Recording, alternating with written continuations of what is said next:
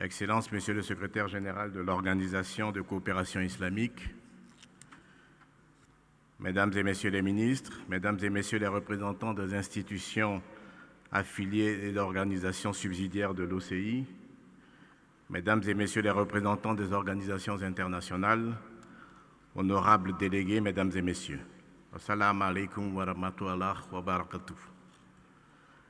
Excellence, Madame le Premier ministre, je voudrais avant tout propos traduire les salutations fraternelles de Son Excellence M. Alassane Ouattara, Président de la République de Côte d'Ivoire, au gouvernement et au peuple, de la part du gouvernement et du peuple ivoirien, à Votre Excellence, ainsi qu'au vaillant peuple du Bangladesh. Permettez-moi, Madame le Premier ministre, de vous adresser toute notre gratitude pour avoir bien voulu abriter la 45e session du Conseil des ministres des Affaires étrangères de l'Organisation de coopération islamique. Et je vous adresse nos chaleureuses félicitations pour le choix de votre pays porté par les membres de notre organisation. Madame le Premier ministre, Mesdames et Messieurs, honorables invités, au terme de la présidence ivoirienne du Conseil des ministres des Affaires étrangères de notre organisation, permettez-moi de réitérer la profonde gratitude et les sincères remerciements de la Côte d'Ivoire aux États membres pour la confiance et la solidarité témoignée lors de la 44e session tenue les 10 et 11 juillet 2017 à Abidjan, ainsi que durant l'exercice de son mandat à la tête du Conseil des ministres des Affaires étrangères. Je voudrais adresser ici une mention spéciale à Son Excellence M. Youssef Ahmed Al-Oteimin, secrétaire général de l'OCI, pour son assistance et sa contribution de qualité au succès des assises d'Abidjan, ainsi que tout au long de notre mandat. La Côte d'Ivoire tient à lui réitérer son total soutien et lui exprime sa foi en l'avenir de cette organisation au service de nos pays et de la Oumma.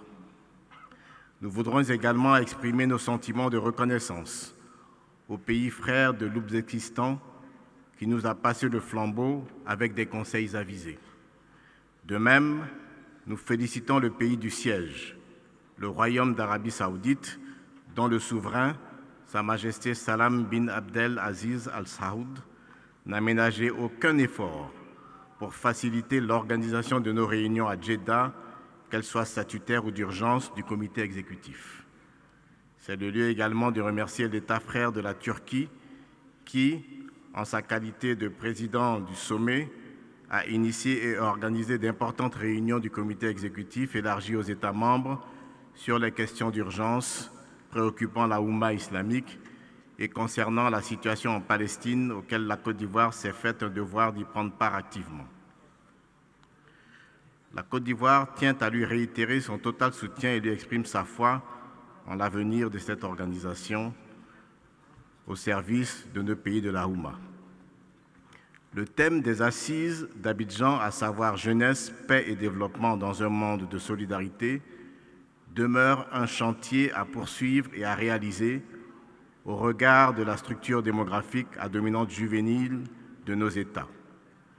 Quant aux présentes assises, qui se tiennent sous le thème des valeurs islamiques pour la paix, la solidarité et le développement durable, elles consacrent l'engagement de notre organisation à parvenir à l'épanouissement économique, social et culturel des populations au sein de la Oumma islamique. Pour ce faire, il nous appartient de relever les nombreux défis qui se présentent à nous dans un contexte d'incompréhension, de menaces permanentes de violence, de terrorisme et de guerre entre États membres de l'OCI.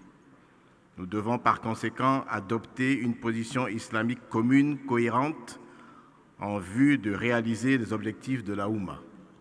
À cet égard, qu'il me soit permis de saluer l'hospitalité et l'assistance du Bangladesh à l'endroit des réfugiés de la communauté musulmane des Rohingyas, à laquelle je marque toute ma solidarité en vue de l'établissement de la justice ainsi que du respect des droits de ce peuple, conformément aux décisions de la communauté internationale.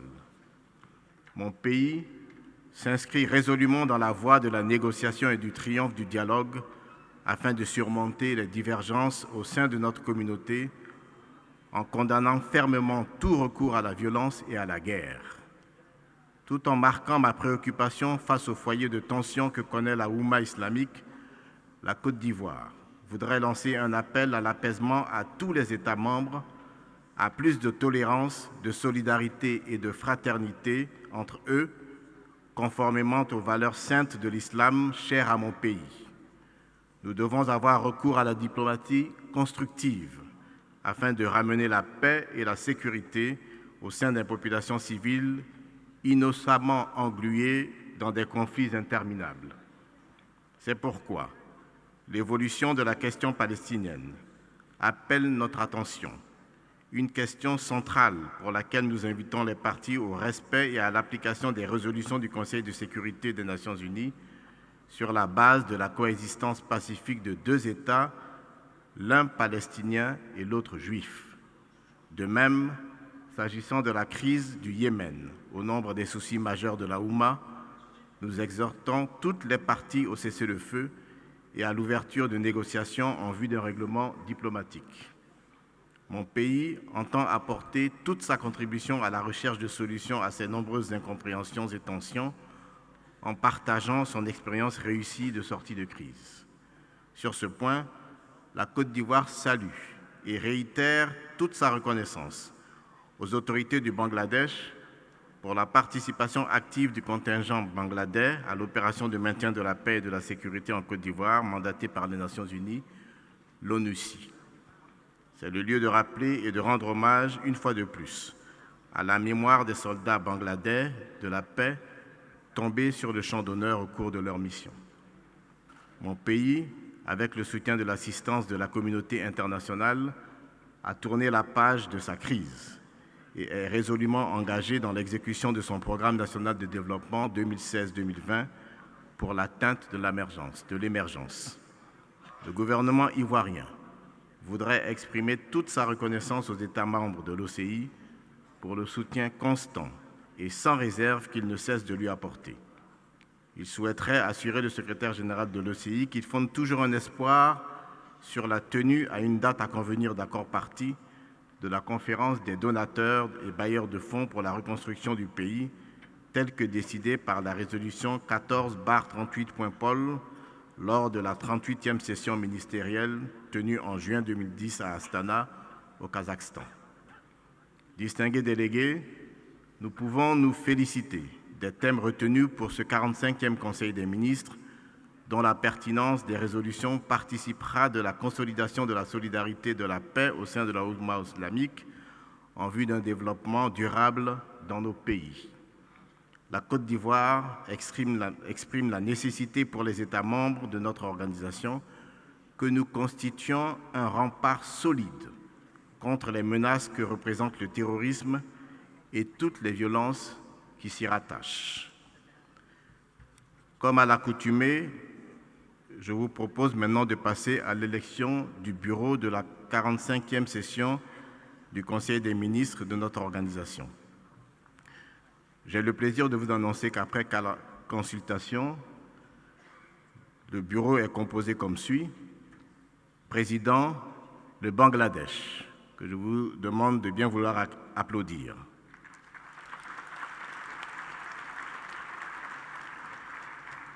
Vice-président, la Palestine, la Gambie, l'Irak.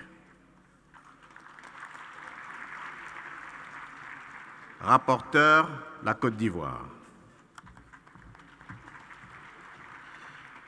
Je voudrais donc adresser mes vives félicitations à mon collègue et frère, son Excellence Abdul Hassan Mahmoud Ali, ministre des Affaires étrangères de la République populaire du Bangladesh, à qui j'ai beaucoup de plaisir à céder les rênes de la présidence du Conseil des ministres des Affaires étrangères de notre organisation pour l'exercice 2018-2019.